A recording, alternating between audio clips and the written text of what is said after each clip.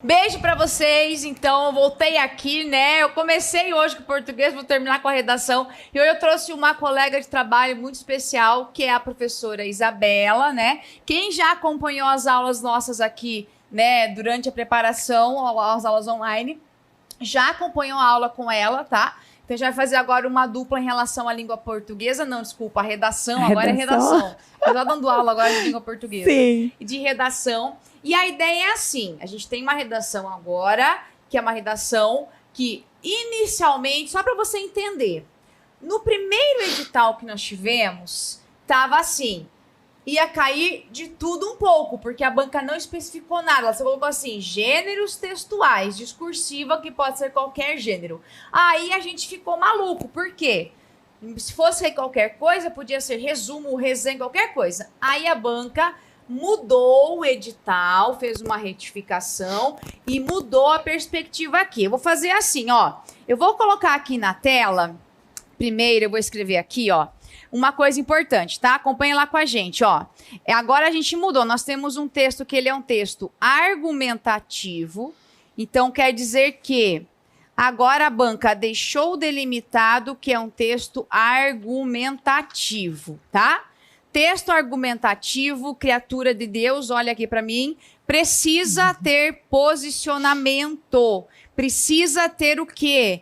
Uma tese que justifique. Então, primeira coisa, a primeira mudança importante que o edital trouxe. Nós temos aqui um texto que é argumentativo. Isabela, uma coisa importante sobre posicionamento. É necessário, não é? E eu posso só me posicionar e tudo mais? Não preciso explicar? Como é que é isso? Vamos falar. Então, Jean, pode falar que acontece aqui ou para aquela lá? O que acontece? Uma dúvida dos alunos até hoje, olha, nós estamos caminhando, né? É um longo trajeto aí de discussão em torno da redação. E os alunos ainda têm medo de se posicionar, certo? Eles têm medo de se posicionar. Então, eu digo sempre, sim, redação argumentativa precisa tomar um posicionamento, tomar um partido no texto, né? Uhum. Então, nós temos que definir de qual lado estamos, qual é o meu posicionamento e realmente, igual você falou, um posicionamento que tem argumentos para ser sustentado. Isso aí. Você tem que saber que você vai defender um ponto de vista, Isso. mas tem que escolher o que você quer defender. Então, primeira coisa, né? Vamos para lá agora, a gente pode ficar mudando de câmera, viu? Aqui é chique, tá? O que você vai entender então agora? Eu tenho que ter um posicionamento bem marcado e isso você faz já na introdução. Não é para deixar subentendido depois não sei aonde. Tem que estar na introdução. Então, primeira coisa importante, a banca mudou. Então, ela não vai cobrar de você um resumo, uma resenha. Ela vai cobrar de você um texto argumentativo. Beleza. Outro ponto que eu vou colocar agora aqui, ela delimitou o número de linhas, tá? Então, primeira coisa, olha lá na tela comigo, texto argumentativo. Segundo ponto, nós temos aí um texto de 20 a 25 linhas. Agora, meu querido, uma coisa importante, que linhas feias, credo, linhas, tá? Cuidado, isso daqui é o texto escrito. Por que eu digo isso? Você tem que pensar agora em linha, tá? As 20 linhas aqui é o mínimo, tá? Isabela, se eu não fizer 19 linhas, o que acontece? Zero. Não tem opção, tipo, fez 19 linhas, zerou, o texto tá lindo. Argumento top das galáxias, zera. E aqui são 20 linhas, para você não ter problema, para não ter problema na hora da prova, você vai fazer assim, você vai fazer 20 linhas cheias. Esqueça de metade para frente, para trás, esqueça. O edital não traz isso. Então, você faz o quê? Escreva 20 linhas, conte 20 linhas cheias. O que é linha cheia? Lá na margem esquerda até a margem direita. Então, se seu texto tiver 20 linhas cheias, tá legal. Se não, pode se virar para arrumar isso daí. E no máximo 25. Então, para não ter erro, para não ter problema de você, às vezes, por descuido ou por falta de conhecimento, fazer só 19, banca considerar só 19 linhas, faça as 20 linhas cheias para não ter problema, tá? Então, de 20 a 25 linhas. Essa é a ideia aqui. Muito bem. Outro ponto importante aqui, ó. A banca não mudou os critérios de correção. Eu vou destacar aqui uma parte importante, até a Arruda falou, que é eu acho que é um dos pontos mais importantes lá, que é a ideia da argumentação lógica, tá? Então, quer dizer o seguinte, eu preciso dar ao meu texto uma argumentação lógica. Então, tem que escolher o que eu vou colocar no texto, mas de forma lógica, de forma organizada, de forma sequencial. Que fique bom não para mim. Não é para mim a redação, é para o corretor, tá? O corretor tem que achar maravilhoso o seu texto. Tem que achar bem claro. A leitura tem que ser rápida, é isso que você tem que ter. Vou aproveitar agora, que a gente vai falar um pouquinho dessa parte estrutural, da letra, né? Pergunto muito, né? E daí, Isabela, tem que fazer caligrafia? Vai lá, responda aí. Tem que fazer caligrafia. Infelizmente, quem não fez pode perder alguns pontinhos nisso. Qual é o maior problema da redação em relação a isso que a Giancarla falou? Se o corretor não entende, né? Às vezes você tem lá um vício de escrita, uma letra que você faz meio torta. Então, na verdade, esses dias eu me deparei com uma situação, o aluno escreveu drogas e todo o DR dele, que é esse encontro consonantal no texto, parecia CH. Então eu falei para ele, olha, parece chogras, dá uma olhada. E realmente a gente buscou os DR, eu circulei. Então o que acontece? Isso tira pontos, porque a partir do momento que você escreve com uma letra que o corretor demora para entender, que ele tem que voltar ao texto, mas o que será que ele quis dizer? Que ele tem que supor, aí ele já perdeu. Isso aí. Né, Jean? Quando ele fica voltando para tentar adivinhar que palavra está escrita. Então isso fere a clareza, fere a sequência lógica do texto, o corretor já se perdeu. Então tem várias coisas que implicam aí nessa questão. Quando você pensar, então, em letra, pense em legibilidade, mas não para você, para quem lê. Para quem lê. Não precisa ser uma letra linda, tá? Pode ser até uma letra meio feinha, assim. Você acha que não é bonita, mas tem que ser uma letra com traçado que fique legível para o corretor. Lembre-se que você vai passar limpo a redação. Você vai passar limpo, não dá para você fazer mais ou menos. Beleza, entendi a letra. Então, vou marcar aqui, ó. Marca lá na tela comigo. Letra tem que ser legível, tá? Não precisa ser uma letra assim bonita, mas tem que ser legível. Você tem que ler e entender, ó. Já não ficou legível aqui, vou apagar. Letra legível, tá? Agora, aproveitando aqui, ó, se você cometer uma rasura, que não pode, tá? Meu querido, isso é gabarito, não pode ter rasura. Mas se você errar, tá? Vamos supor que você for escrever legível e colocou assim, esqueci. E agora faço o quê? Passa um traço apenas, não é para colocar entre parênteses, tá? E escreve ao lado, daí certo, né? Não vai escrever lá errado de novo, tá? Legível. Só um tracinho e só, tá? Outra coisa em relação às margens, nós temos as margens aqui, ó. Margem esquerda, margem direita, tá? As margens, elas devem ser respeitadas. Você vai começar aqui, ó, a sociedade, tararã, e vai até o final. Sei lá, terminou com uma palavra que termina com M, tá? Começa aqui, ó, mostram. Então, você tem que usar as margens bem bonitinhas, tá? Bem certinhas aqui. E separação em sílabas, eu vou aproveitar e já explico tudo de uma vez só. Por exemplo, se eu tiver a palavra aqui, ó, sociedade, tá? Você for escrever a palavra sociedade, veja que ela não tem hífen nela no original. Aí escreveu assim, ó, Ih, não coube. A única regra que existe, que é pelo novo acordo, é hífen ao lado, começa bem rente à margem aqui, ó, e continua. Agora, essa palavra, por exemplo, tivesse assim, ó, contra-argumento, tá? Contra-argumento. Você conseguiu a proeza de terminar justamente no hífen. Aí você coloca o hífen aqui, o hífen da palavra vem aqui, você continua a palavra bonitinha aqui abaixo, tá? E é só isso que vale. Embaixo e em cima já não é hífen, tá? Não come, vai ter que se virar, pode perder nota ou não, mas a regra, né, que você vai ter prevista é que o hífen seja ao lado, tá? Não deixe espaços, né, sobrando, fez lá alguém ou algo e sobrou tudo isso aqui, ó, de espaço, sabe? Deixou muito espaço aqui, ó, por exemplo, todo esse espaço aqui você podia ter preenchido, tá? Tente deixar a linha fechadinha, bonitinha ali, são coisas mais... construções que você sabe que vai ter. Não tem como você fugir disso, né? Então, fechou. Chega de falar agora essa parte burocrática. E a gente vai falar o seguinte, então.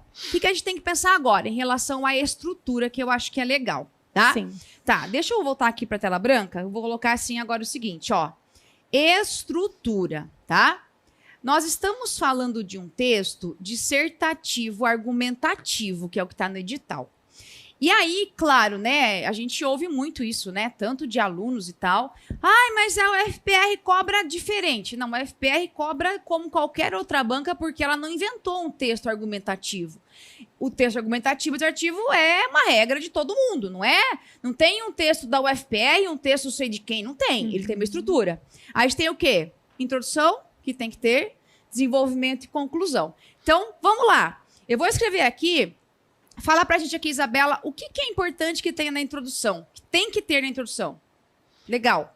Bom, bacana. O tema tem que ser apresentado, tese e pelo menos um anúncio dos seus argumentos. Isso mesmo. Muito então, bem. acho que seria Então, a gente tem o que ideal, ter... o básico, uma introdução para um texto de 25 linhas, né, Giancarla? É uma introdução curta, não precisa trazer muitas informações. Umas 4, 5 linhas. Tá excelente. Muito bem, isso aí. Tá. Aí temos o desenvolvimento. O desenvolvimento serve para quê mesmo? Pode falar, Isa. Espaço para os argumentos, defesa da tese, defesa do ponto de vista. Isso mesmo. Lembre-se que tese é o seu posicionamento, tá? Aí temos a conclusão, que a conclusão aí depende, né? Preciso fazer sempre uma solução? Depende do assunto, né? Às vezes dá para fazer solução, às vezes não. Só uma retomada. Uma retomada. Né? Vamos marcar aqui uma retomada da sua tese, tá? Teoricamente, essa é a ideia básica aqui, tá? O que você tem que cuidar? Você pode fazer assim, tá? Existe um limite específico? Não existe, assim, tipo, tem que ter um limite específico? Tem que ter no mínimo 20 linhas, tá? Posso fazer um texto em 3 parágrafos? Pode, se você tiver uma boa estratégia, conseguir escrever bem bonitinho, com clareza, tranquilo. Posso fazer em 4? Pode. 5 já acho demais, porque são só 25 linhas, vai ficar muito pequenininho. Eu, na minha concepção, como é que eu faria? Assim, ó, vou fazer uma introdução aqui com 1 parágrafo, 2 parágrafos de desenvolvimento e 1 de conclusão. Aqui você vai anunciar a sua tese, aqui, ó. Desenvolvimento, você vai colocar o argumento 1 e o argumento 2 para ter 2 argumentos diferentes e a conclusão que você faz a retomada. Então, aqui fica um tamanho legal. Mas se você quiser fazer com 3 parágrafos, não tem problema, tá? Aí vai muito de você. Como é que eu faço? 3, 4? Vai de você, né? Eu acho que assim fica melhor, porque você tem 2 argumentos diferentes que comprovam aquela tese, né? O legal é isso. Uma coisa importante. Sim. Não adianta você ter 2 argumentos, 2 parágrafos de desenvolvimento e falar a mesma coisa. Tem que falar situações diferentes aqui, né? Então, nós fechamos aqui a parte inicial. Mais alguma coisa que você se lembre? Não, creio que seja isso. Isso da mesmo. Parte inicial, ótimo. Maravilha. Então, perfeito. Vamos agora para nossas propostas, então, tá? Uma coisa... Bom, vamos falar um pouquinho dos temas. Aí eu já vou falar um pouquinho em relação ao que como a banca pode fazer essa ideia, como ela pode construir esse tipo de proposta, tá? Vamos lá, ó. Primeiro tema que a gente tem aqui, tá? Que é a nossa proposta aqui, tá assim, ó. A cultura do cancelamento e a liberdade de expressão nas redes sociais. Então, cuidado, tá? Você vai perceber que o tema, ele limita um pouquinho a sua linha de atuação. É nas redes sociais, tá? Não é no dia a dia aí, tá? É nas redes sociais. E tem um contraponto aqui, né? A liberdade de expressão, de um lado, e a cultura do cancelamento de outro, tá? Então, a gente tem o quê? Nós temos uma proposta, né? 2 assuntos que são importantes. O que a gente pode desenvolver, então, em relação a isso? Vou deixar para você falar um pouquinho. Ó, eu até fiz algumas anotações, Jean, porque é interessante assim. O aluno, ele pergunta, professora, eu posso realmente ousar na argumentação? Boa pergunta, boa pergunta. Então, pode ousar. Olha que interessante, algo bacana para você usar nessa cultura do cancelamento. Dizem que é o novo e irreversível tribunal. Olha só, né? Então, o que é isso? Quando você coloca o novo e irreversível tribunal, esse espaço das redes sociais que ousam cancelar indivíduos, você está adjetivando isso. é o novo e irreversível tribunal.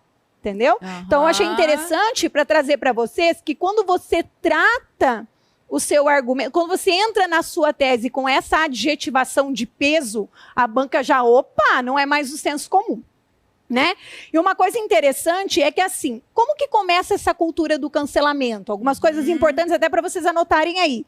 Olha, conflito de opiniões, rejeição. Então, veja, são palavras fortes. Isso. O que o aluno precisa entender? Qual é a palavra forte? Qual é a ideia forte, base que eu tenho para sustentar? Né? Então, quer dizer, a cultura do cancelamento, ela vem quando eu rejeito uma opinião, né? Quando há um conflito de opiniões. Então, o ideal, Jean, é que assim, às vezes o aluno fala, professora, aqui eu me lembro, chega na prova eu não me lembro. Então, precisa realmente parar um pouquinho, respirar, lembrar que a professora sempre falava. Isso, uma listinha. Então, esse esquema, esse mapa ali que você organiza é bem importante, né? E aí, claro, a gente tem que pensar em argumentação, Jean, na questão dos motivos, né? Então, os motivos seriam justamente esse, a rejeição e o conflito de opiniões. Então, bacana entrar. Qual é a minha tese? A tese é quando eu posso marcar que eu tenho dentro das redes sociais hoje um novo e irreversível tribunal. Isso. E aí eu tenho quais motivos, então, com quais motivos eu vou defender essa ideia? Quer dizer, nas redes sociais hoje as pessoas se dão ao luxo de julgar, cancelar, né? Isso colocar aí, né? Deixar, por exemplo, esse indivíduo cancelado. Mas como assim, né? Que espaço é esse que propicia isso? Então é interessante que há até algumas coisas bacanas aqui, ó. Tem atitudes extremistas ligadas aos cancelamentos, isso né? Aí. Mensagens de cunho ameaçador, ofensas fortes e até mesmo confusões na rua. Então, estão todos ligados a essa cultura do cancelamento. Então, são coisas importantes. Uma outra coisa importante para a gente não avançar muito nesse tema é que o retorno dessas pessoas canceladas é complicado. Essas pessoas precisam de terapia, muitas vezes. Essas pessoas precisam de sessões, vamos dizer assim, psicológicas, devido aos danos causados por essa cultura do cancelamento. Isso aí. Né? Então, dá para trabalhar em torno de quais motivos levam e quais as consequências para o indivíduo que é cancelado. Né?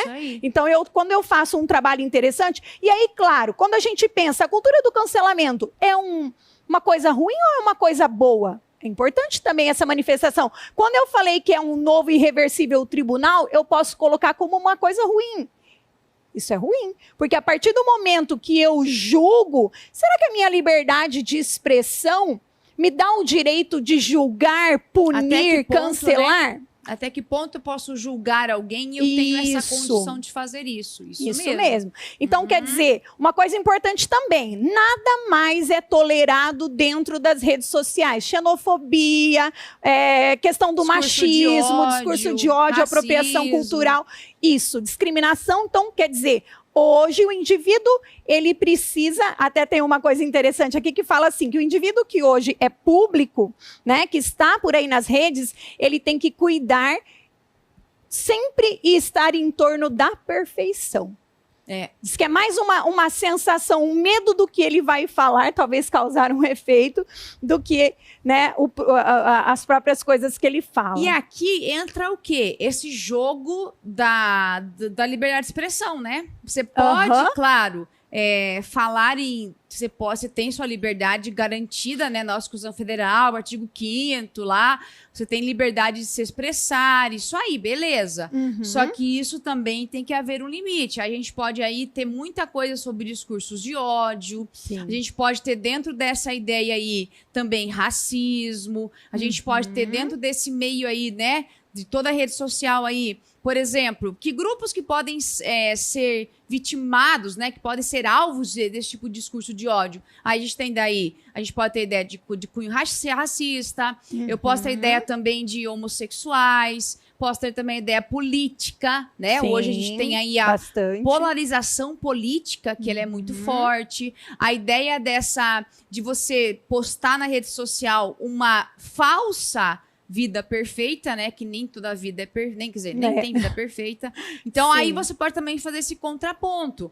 Que a cultura do cancelamento, ela chega a um ponto, quando ela vai muito no radicalismo, ela fere o direito do outro, né?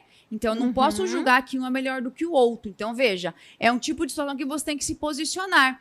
O que é importante que você faça? Não importa se você é a favor ou contra, você tem que mostrar no seu texto, tá? Por exemplo, a cultura do cancelamento, ela deveria ou não existir? As pessoas têm ou não que valorizar? É isso que você tem que se posicionar na sua redação. Você tem que ter uma frase-chave na introdução em que você mostre isso, que você deixe isso muito claro para o leitor, para ele entender que você tem uma frase-chave que mostre esse posicionamento, tá? Isso é importante que você faça. Só que para isso, você tem que definir isso antes. Não dá para chegar na hora assim, ai, vamos lá. Vai baixar um santo, eu vou lembrar. Não, eu tenho que definir antes a tese que eu vou ter, tem que, de preferência, escrever Fazer isso antes, para eu ter isso muito claro. Vai na louca, que não dá certo, tá? Então, basicamente, é isso. Sim. Vou só comentar uma coisa aqui. Comenta. Bom, pode falar. Eu ia só fechar. Você quer comentar antes? Pode não? falar. Ó, uma coisa importante. A gente falou de algumas coisas ruins, mas veja, dá para usar uma adversativa, um no entanto, todavia. Essa cultura do cancelamento, Jean, trouxe o quê? Ela nos trouxe debates.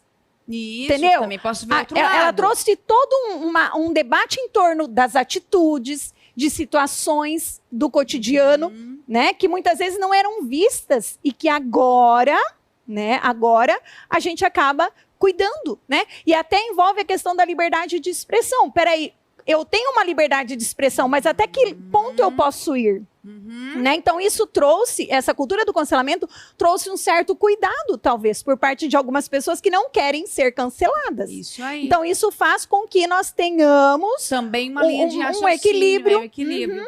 Né? Então, Uma coisa legal, em relação às propostas da UFPR, que tem muita divagação sobre isso. É assim, ó, vamos comigo. Vou colocar agora aqui na tela. É assim. O que você vai olhar? A proposta geralmente é assim, a banca vai te dar lá um texto motivador, tá?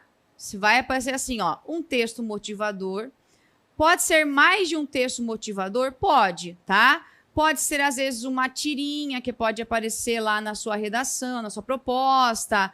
Pode aparecer uma charge, sei lá, banca, uma poesia, qualquer coisa, tá? Esse texto motivador pode ser qualquer coisa, pode ser um texto motivador ou dois, daí não importa, tá? A banca pode fazer bastante coisa. O que ela vai fazer aqui com você? Ela vai dar para você um texto motivador, vai colocar o texto e vai te dar instruções. Aí, o seu trabalho é olhar as instruções. Por exemplo, tá? Tá lá, ó. Seu texto deve, tá? Ela vai... Opa, vou colocar aqui, ó. Seu texto deve, tá?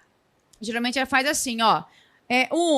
Contextualizar o tema, tá? Contextualizar o tema, tá?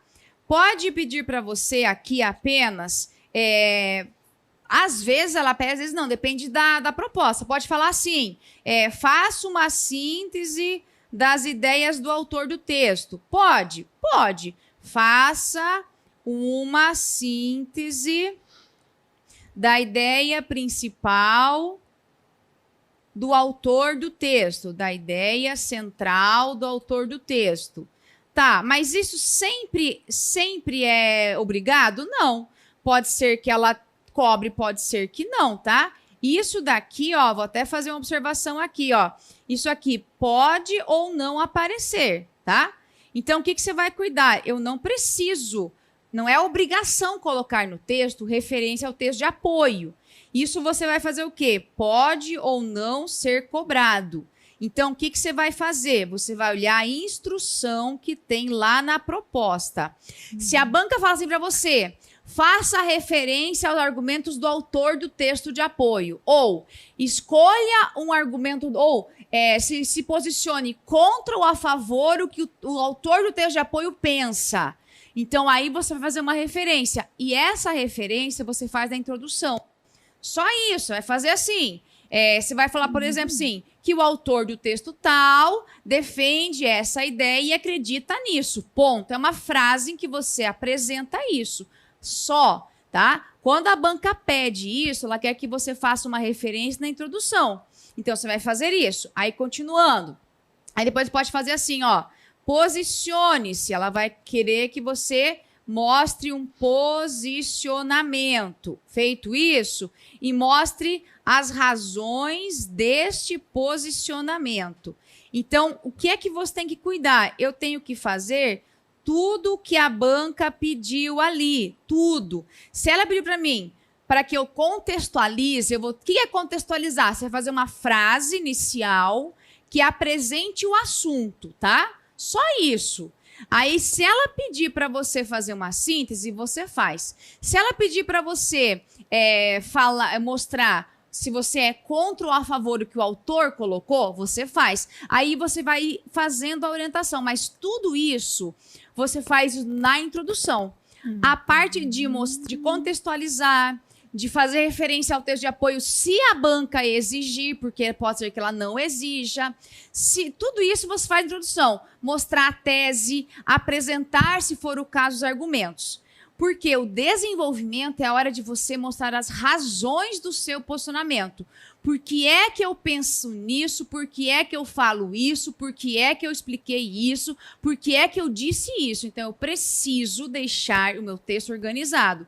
Uma introdução em que você apresenta tudo isso, apresenta o assunto, se for o caso, faz referência ao texto de apoio, só se a banca, a proposta pedir que você faça isso, caso contrário não precisa, e daí você tem que pensar que o que vai valer ponto no seu texto é que você consiga definir muito claro o seu posicionamento, introdução, tem que ter uma frase que mostre isso de forma muito clara e no desenvolvimento consiga justificar por que você disse isso. Se você não conseguir explicar, mas olha, pode citar todo mundo se quiser no seu texto. Citação linda. Se você não conseguir explicar por que eu penso isso, não dá certo. Então, cuidado muito com isso. Entenda que ele precisa ter isso. Então, essa parte burocrática você faz a introdução. E daí você tem que olhar para o texto. Exigiu que você faça referência à proposta? Faça. Não exigiu, não precisa fazer, tá? Você vai direto para o seu texto. Outra coisa importante, quando você for fazer a sua redação, sempre pergunta assim, vai título ou não vai título? Teoricamente, não tem título, né? A UFPR geralmente não pede título. Mas fique atento à proposta. Se ela colocar lá, escreva um título para a sua redação, o que você vai fazer? Vai escrever um título, tá? E título não conta linha escrita, hein? Você tem 20 linhas de texto. Se for colocar título, vamos supor que você coloque, vai o título numa linha, não pule linha de jeito nenhum, e já vai direto para o texto. E ali você vai ter o quê? Você vai ter uma redação que tem que ter 20 linhas no mínimo cheias escritas, tá? E a ideia é assim, olhe a instrução que a banca deu para você lá na proposta. Se ela coloca ou não, aí é você que vai ter que fazer referência, tá? Vamos falar de outro assunto então também? Vamos. Vai lá, vamos falar um pouquinho então... Cybercrimes. Os cybercrimes, muito bem. Aí a gente tem aqui os cybercrimes. Primeiro, o que são cybercrimes, né? É importante saber o que são cybercrimes, né? E daí, o que são?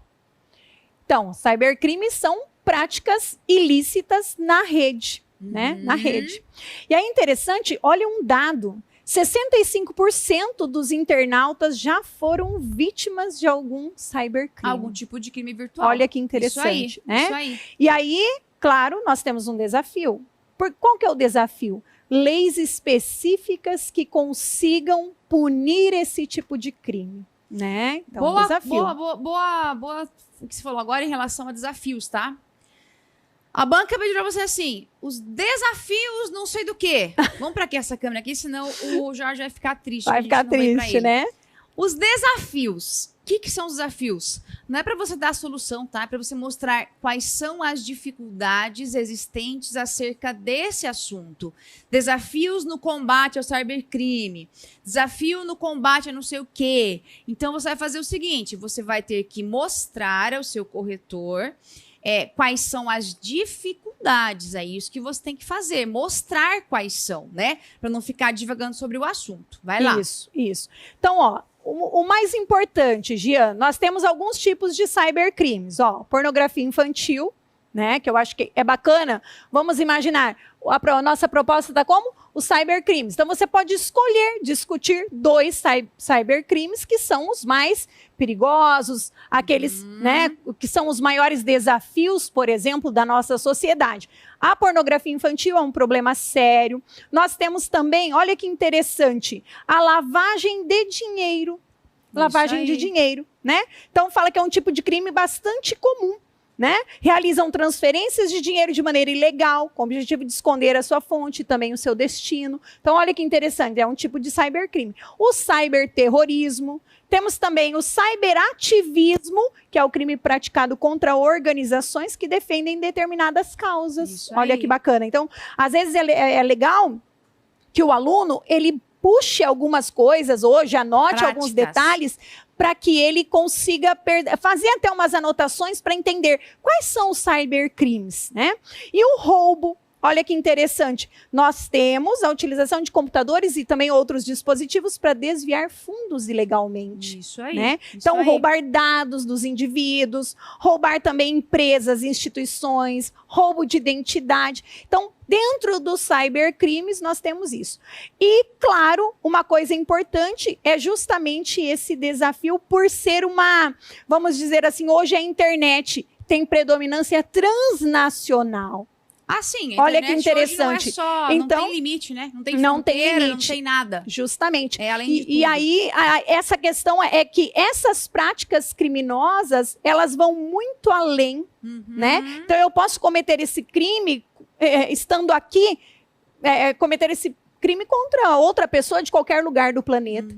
E essa transnacionalidade é um desafio para os nossos vamos dizer assim, né, os nossos governantes, para as nossas leis, né, a punição. Uma coisa importante também, que a gente tem que pensar é o seguinte, na hora de você fazer uma redação, como é que você vai justificar o seu ponto de vista e não ficar viajando, tá? Porque assim, você não vai decorar 50 milhões de informações para na hora acertar, nossa, vou colocar esse dado estatístico. Não, só se for ninja, ou na prova cair literalmente algo que você já viu ontem, hoje. Tá? É difícil você decorar dados ou porcentagens. O que você pode fazer? Cite exemplos concretos, tá? Isso é legal que você faça. Pense na exemplificação. Porque é a forma mais fácil de você justificar o seu ponto de vista e de materializar a informação. Você fica só divagando, aí não sai nada. Então, você faz o quê?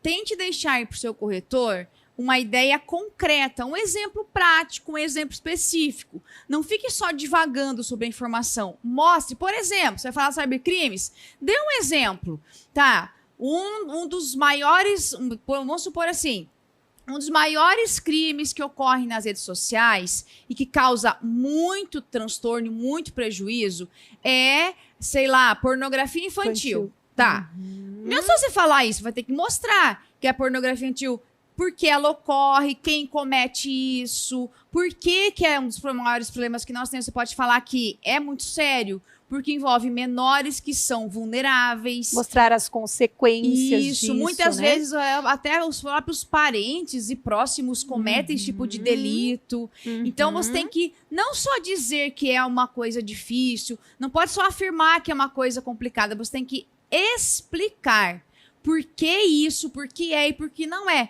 Não só jogar a informação. Pense assim, texto argumentativo precisa sempre de uma justificativa. Eu tenho que mostrar e perguntar assim, por que é que eu disse isso? Por que eu afirmei isso? Por que eu coloquei essa informação? Se você não conseguir explicar, acabou. Não tem muito o que fazer, não. A gente vai ter que... O texto fica um texto mais ou menos, meia boca assim, tá? Essa é a ideia. Isso. E como solução, importante só para a gente fechar, nesse caso é importante, né, Gian, trabalhar a questão da solução, porque assim, os internautas, eles precisam ter um cuidado, né? Seja eu com as minhas informações, seja... percebendo o que os nossos filhos usam, né, Gian? Porque são menores, o que eles estão acessando, e também a questão de, talvez, solicitar campanhas de conscientização, porque às vezes eu sou consciente, cuido, mas o meu amigo não, o meu colega não, né? Então essa conscientização é importante. E claro, sempre a questão de leis específicas, né? De estratégias para tentar chegar ao criminoso. Isso é importante. É assim, não só assim, é importante conscientizar as pessoas. Ah, beleza, vem cá, vamos para cá, vamos andar um pouquinho aqui. Vamos lá conscientizar as pessoas. Vamos lá, tá, vamos lá, é importante conscientizar. Comigo, se você vai conscientizar, você tem que mostrar, por exemplo, quem vai fazer isso, quando, o momento que se faz isso, de que forma você vai desenvolver. Quando for falar propor uma solução, pense o que você vai fazer, como isso vai ser colocado em prática, por que você vai fazer isso, quando, quem. Não basta só falar assim, é importante conscientizar as pessoas, os pais e professores e alunos. Tá, quem vai fazer isso? Sei lá. Então, não pode deixar isso vago, genérico e aberto. Eu preciso dar ao meu corretor informações precisas, claras, tá? E específicas. Outra coisa importante, veja só, Isa, uma coisa legal. É assim, vou até colocar aqui na tela. Às vezes a banca pode colocar na proposta uma pergunta, né? Sim. Pode colocar uma pergunta aqui. Então, o que você vai fazer? A pergunta tá assim, ó. Vou até colocar uma proposta, que é uma pergunta que já é da própria banca, tá? Que tá assim, ó. Nessa proposta aqui, pra você ter uma ideia, ela tinha uma charge, tá? Aqui. E a pergunta era assim, ó. A tecnologia une ou afasta as pessoas, tá? Só para você ter uma ideia, nesta proposta aqui, tá? A banca não pedia para você, por exemplo, fazer referência ao texto de apoio, porque era só uma charge para contextualizar a ideia de que as pessoas estavam lá, cada uma no seu canto, né? Usando lá o aparelho eletrônico. E a pergunta era assim: escreva um texto dissertativo em que você fale, né? Discuta isso e responda a questão. A tecnologia une ou afasta as pessoas? Então, essa proposta, por exemplo, não tinha como fazer referência a texto de apoio porque era só uma charge para contextualizar. E aí você tem uma pergunta. Comigo, se a banca fez uma pergunta, tem que ter uma resposta, tá?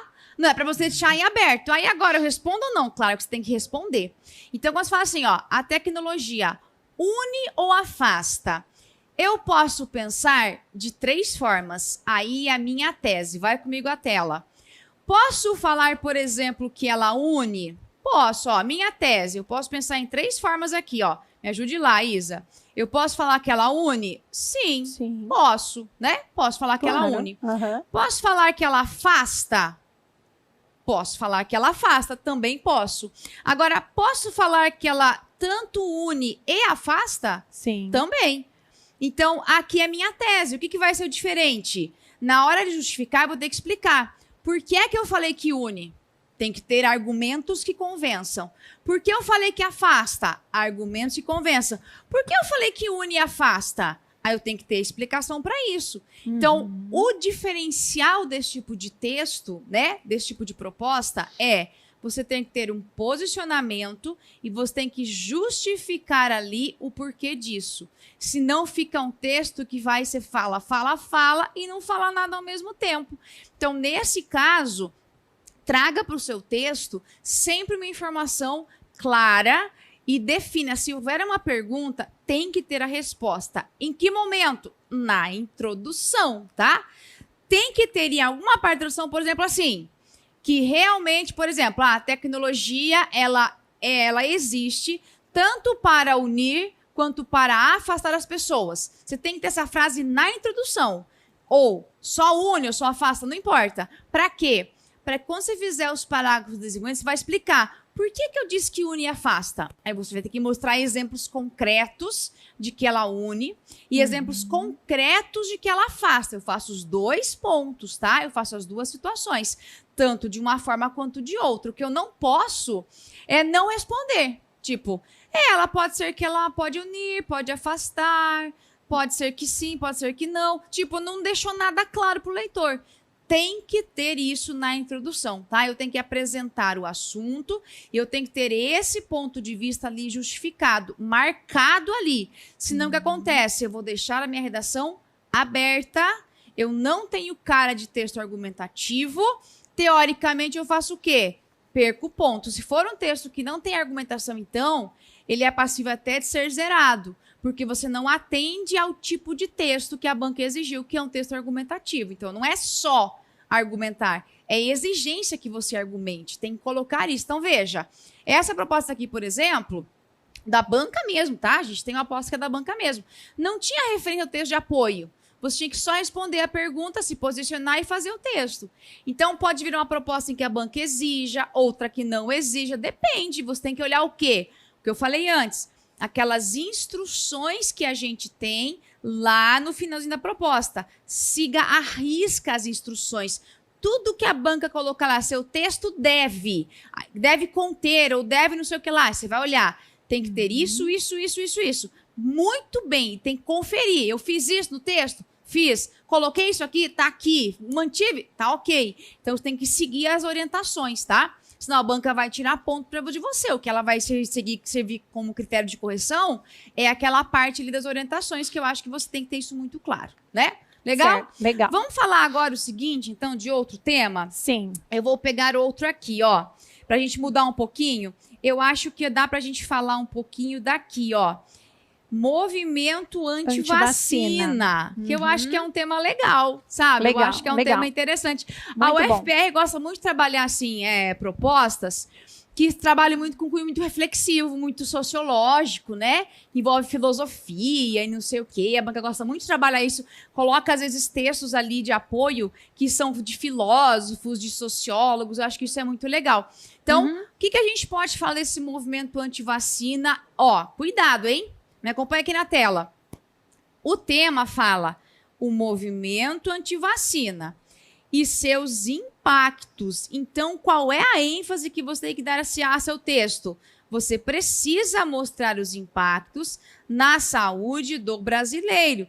Não é para você falar se é a favor ou contra o movimento antivacina. É para você mostrar quais são os impactos na saúde. Entendeu? É essa a diferença que a gente tem aqui. Legal, o que a gente pode falar disso, Isa? Que acho que é legal. Bom, primeira coisa importante, tá? Primeira coisa importante. Se eu tenho uma campanha anti-vacinação, eu tenho a falta de conscientização sobre a importância da vacinação. E aqui uma coisa importante, Jean, é que assim, pode ser que nós temos hoje uma falsa sensação devido às doenças que não existem mais. Então, a falsa sensação é que, quer dizer, nós temos ao longo dos anos, um sucesso enorme nas campanhas de vacinação contra doenças que afligiram a sociedade durante décadas, séculos. E aí chega agora, não existe mais. Isso aconteceu com o sarampo, isso aconteceu com outros, né? E aí o que acontece?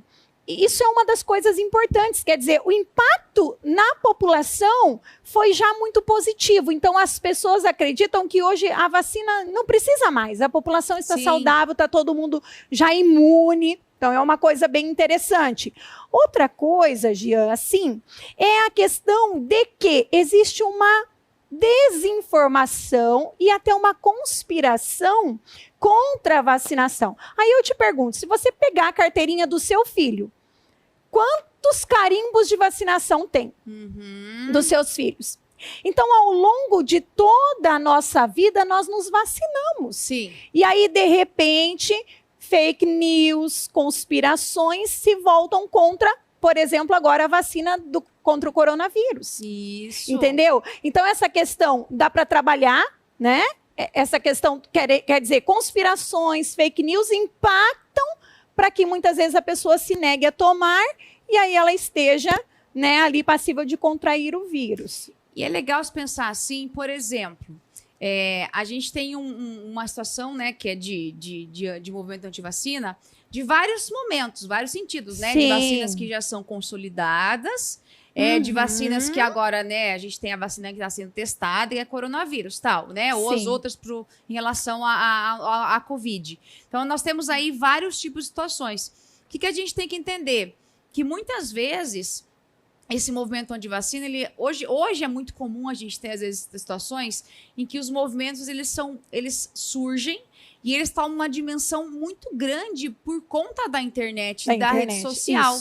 Né? Então, hoje, por que a gente tem tanto movimento, tantos grupos, né? Essa ideia de vários grupos? Porque hoje a internet faz isso, né? Então, hoje é muito fácil você propagar uma informação, é muito fácil você difundir um conceito, é muito fácil você pegar uma ideia e querer passar para todo mundo, é muito fácil fazer isso. Porque a gente tem o quê? Nós temos aí a rede social hoje que permite que você divulgue muita informação e chegue muito rápido às pessoas praticamente de forma instantânea. Então, aí, o que você vai trazer? Impactos. Quando se fala em impactos, pense em efeitos, tá? Se é impacto na saúde do brasileiro, o que você pode entender? Tá, impacto. O primeiro impacto que a gente pode falar em relação a isso.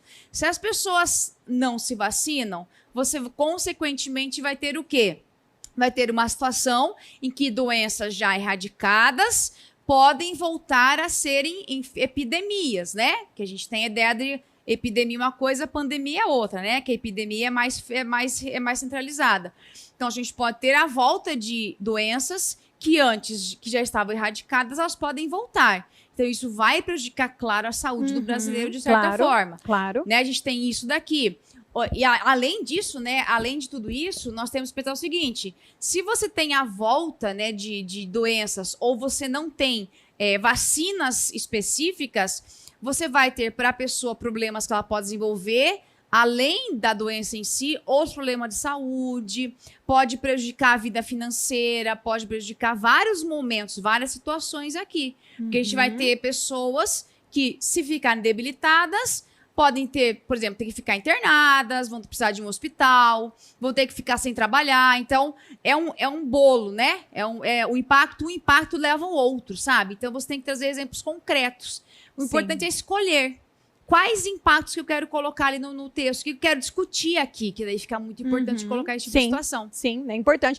E eu acho que assim, esse impacto na saúde é perfeito, é excelente. E uma coisa importante que fica até no ar é assim, essa desinformação, Gia, ela gera conflitos, ela gera ações, né? Ó, um exemplo, quando surgiu a vacina da gripe, disseram que era para matar os velhinhos, né? Quando a minha filha foi tomar vacina contra o HPV, né? Que era uma campanha de vacinação que no particular, a rede particular já existia, R$400 cada dose, né? Eram ali 2 ou 3 anos, então muita gente pagava para tomar essa vacina. Aí o SUS trouxe a campanha de vacinação contra o HPV. Vacinamos no primeiro ano. No segundo ano, olha que a desinformação, as fake news, uma amiga minha, que também tinha uma filha adolescente, disse: Isabela, não vamos vacinar nossas meninas, porque eu li um artigo que falava que a vacina do HPV está tornando as nossas adolescentes homossexuais. Aff, Maria. Sim, olha o absurdo, né? Então, quer dizer, essa conspiração, isso traz uma desinformação que, na verdade, ela complica a vida das pessoas. Ela traz conflitos, né? Talvez ideológicos, políticos. Então, isso realmente é ruim. E aí impacta diretamente na saúde. E outra, vamos falar a verdade. Você que está assistindo a gente agora aqui, tá? Vamos falar a verdade. Quantas receitas milagrosas você já não ouviu para o Covid? Jesus amado, mas né? Muita, né? Receitas milagrosas. Você pegar o Covid, você, sei lá, toma chá com alho, não sei o que lá, não sei o que lá, não sei o que, não sei o que. Sim. É muita receita. Chá não sei do que. Toma isso.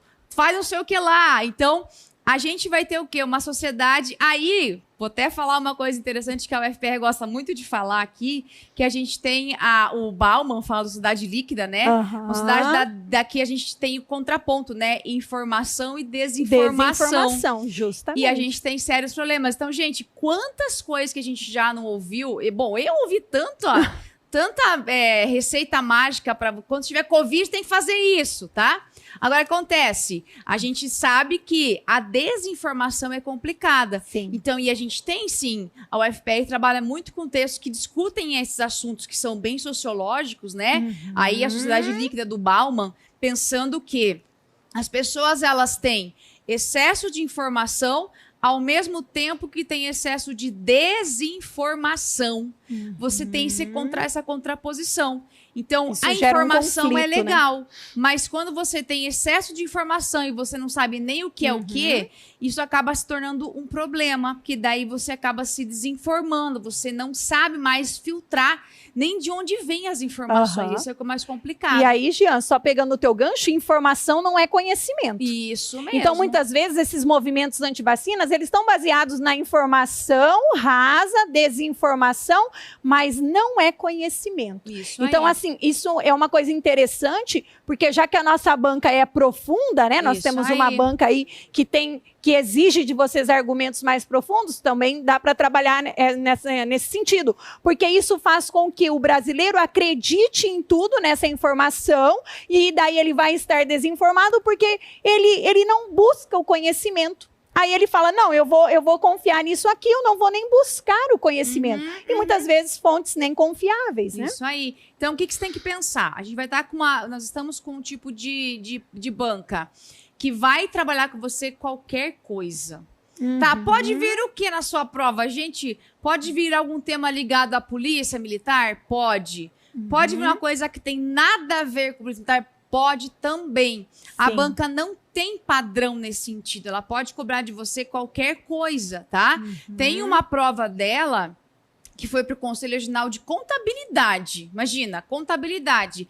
Aquela proposta assim, policiais de folga devem reagir a assaltos? Isso era uma pergunta para uma prova de contador.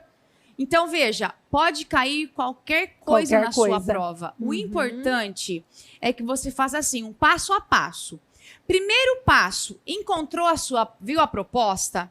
Entenda que você tem que entender, buscar aquelas orientações. Vai lá e destaque, tem que fazer isso. Vá às orientações e fique fiel àquilo lá. Segundo passo, estabeleça uma tese. Antes de tudo, o que é que eu quero discutir sobre esse assunto? Se é uma pergunta, qual é a minha resposta? Se a banca deixou aberto, o que eu vou escolher para defender? Você tem que ter isso muito claro antes de começar a escrever. Primeira coisa é essa. Aí depois você vai ter que escolher assim, tá? Se eu tive esse posicionamento, aí eu vou ter que escolher agora quais os 2 argumentos que eu tenho que são importantes e que eu sei explicar, tá? Também tem isso. Tem que escolher um argumento que você não sabe explicar. Tem que ser um argumento que você saiba como explicar daí. Essa é a ideia, tá? Então, quando a gente tem a lógica, a banca, assim, nessa perspectiva, eu não tenho como padronizar, porque ela não tem padrão. Então, olhe muito bem aquelas orientações, siga passo a passo que ela solicitou e faça uma introdução em que na introdução você já coloque uma frase que deixe explícito o seu posicionamento, o seu ponto de vista, o que é que você quer defender. E a partir disso você vai fazer a sua argumentação, que é o desenvolvimento do seu texto. Então isso não dá para faltar. Eu tenho que ter isso muito claro na hora de fazer um texto para ficar muito claro para o leitor daí em relação a isso. Vamos falar só de mais de um assunto que a gente está acabando estamos aqui já? Finalizando. Ó, vamos falar de um assunto, então, um pouquinho diferente. A ideia aqui, ó, falando um pouquinho de propostas, vamos falar um pouquinho aqui, ó, desse homeschooling. O homeschooling é uma coisa interessante. Porque a gente tem agora, né, a pandemia trouxe pra gente muitas situações diferentes, inclusive a ideia de você ter o homeschooling, né, que é você ter o filho estudando em casa, não na escola. É um negócio adaptado, um homeschooling adaptado, né? Isso mesmo. Então, nesse caso aqui, a gente tem uma situação que até então, quem nunca viu isso vai ficar sem saber muito o que falar, né? Porque não é um assunto assim, nem eu sei muito bem falar sobre isso, na realidade, porque eu nem estudei muito sobre isso, mas é um assunto que causa debate, né? Que a gente pode falar sobre isso, eu acho legal.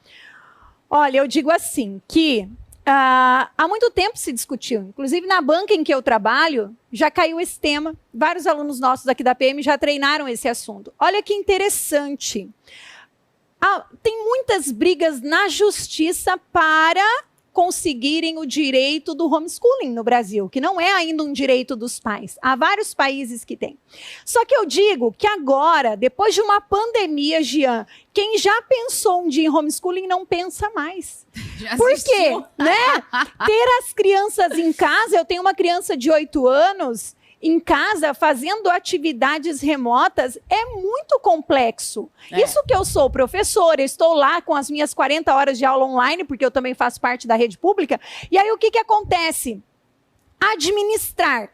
Vamos imaginar para os pais, nossos pais comuns, serviço de casa, trabalho, filho que tem que aprender sozinho, a mãe que tem que instruir, o pai que vai ajudar na matemática, a mãe ajuda na interpretação de texto. Jean, é uma bomba para a família um homeschooling. Então, assim, eu sou completamente contra. Mas veja, olha que interessante. Os prós, aqui, eu separei alguma coisa, anota aí. Prós, horários flexíveis. Tem pai que fala assim, eu não quero acordar cedo e mandar meu filho para a escola, eu quero que ele tenha o horário dele.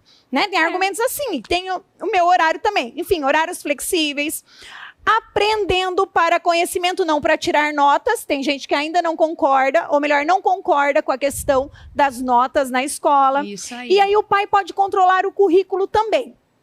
Enfim, não quero que o meu aluno discuta ensino religioso na escola. Não gosto da parte como a professora de história traz tal tema, então eu vou ensinar a história do meu ponto de vista. Né? Tem alguns pais que discutem com o professor de história, com o professor de ensino religioso, geopolítica. Sim. E aí é bacana, porque quando você tem essa parte legal, você tem os contras. Olha lá, falta de estrutura. Em casa nós não temos a mesma estrutura que uma escola tem. Outra coisa, cobertura limitada dos assuntos. Até que ponto eu vou dar aula de geopolítica? Até tudo bem, né? Mas assim, porque às vezes está ligado às atualidades, mas geografia, história. Até que ponto eu vou conseguir ensinar aquela matemática complexa, né, Jean?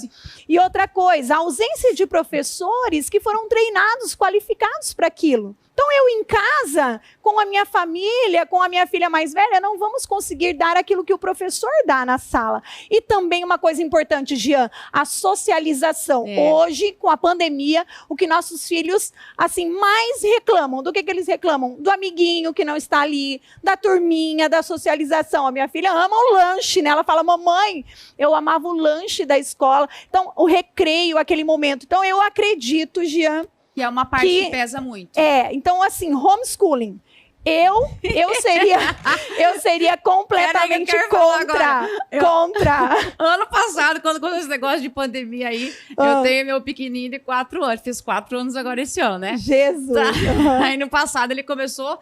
Foi um mês na escola, coitado, né? Já acabou e não pôde mais ir. Sim. Sério, eu fiz com ele atividades, eu vou ser bem sincera, Tim.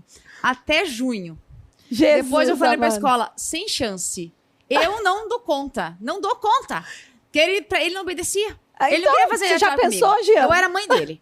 Eu não era professora. Eu era mãe. Como assim você vai ensinar? Não.